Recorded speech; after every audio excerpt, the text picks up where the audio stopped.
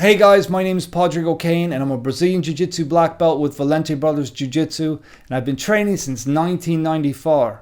And one of the things that I really like to do is to drill techniques. In my particular situation, I have a lot of chronic injuries, and between that and my schedule, a lot of times I just simply can't make it to the academy. So I wanted to get something that would allow me to practice my techniques and stay sharp. So I figured I would chance my arm, as we say, and buy this training dummy, and I wanted to give you an unbiased review of it. It's pretty obvious I'm not a jiu-jitsu star. You're going to see me do these techniques at just a regular speed.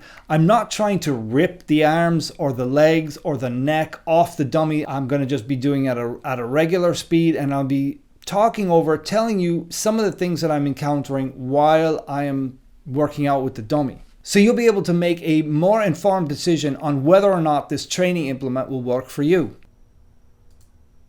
Okay, so before we get to any of the techniques, let's have an up close and personal look at this piece of kit.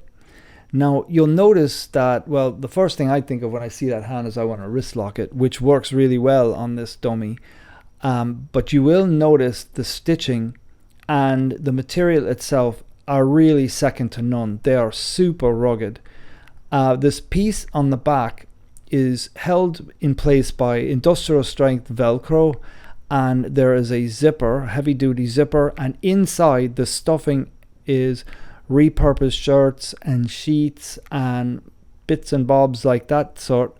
And in the leg there are actually some foam as well. So it's really easy to manipulate the innards, for lack of a better word.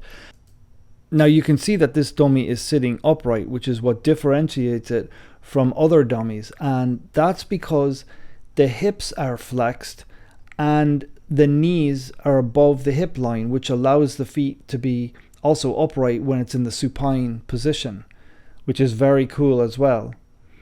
There you have it. You can see that there's not much space between the forearms and the knees, so you have to work your way in. It can do the turtle position great. Okay, so that would be about the fastest thing I do on this video. And you can see that doing those type of techniques on the training dummy is just brilliant. You'd be hard pressed to find somebody who would want a knee-on belly that many times with that many punches to the face.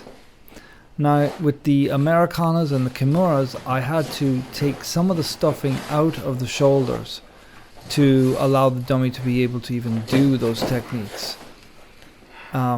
Especially the Kimuras were very difficult until I unpacked it.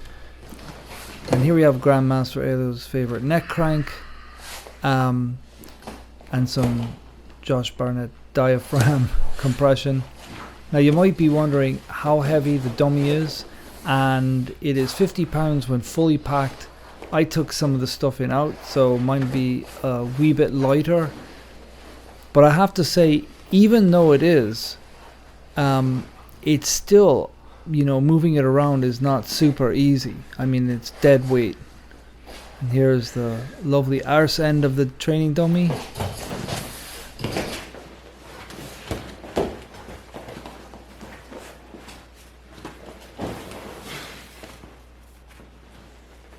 So there's Eddie Bravo's vaporizer to Kamikaze. Figured I'd throw that in there. Now you're going to start to see that the dummy is a little bit small. Especially there you can see. And you're going to notice that even in this cloverleaf, although it's dark right there, the legs are short. So there's two things that can happen. One is that you get tighter with your technique and you get more hip to hip with the dummy, or you find a workaround. It doesn't stop me from doing another vaporizer though.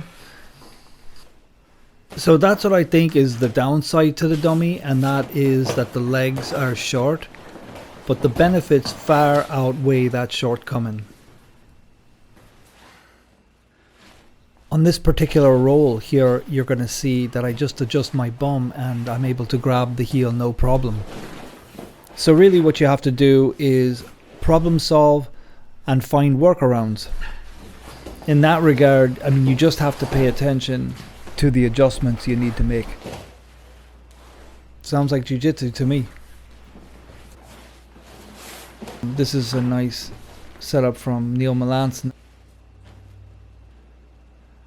Now here is the Kimura with the arm pointing downwards. And as I noted earlier, all of the new dummies now come with increased mobility in the shoulders.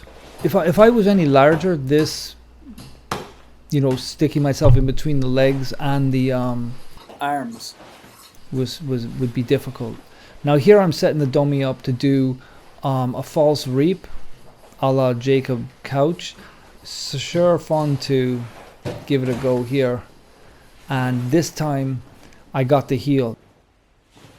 So I decided to go against the wall here so you could see the difference between the length of a leg that's on someone who's 6 feet tall and the length of the leg on the dummy.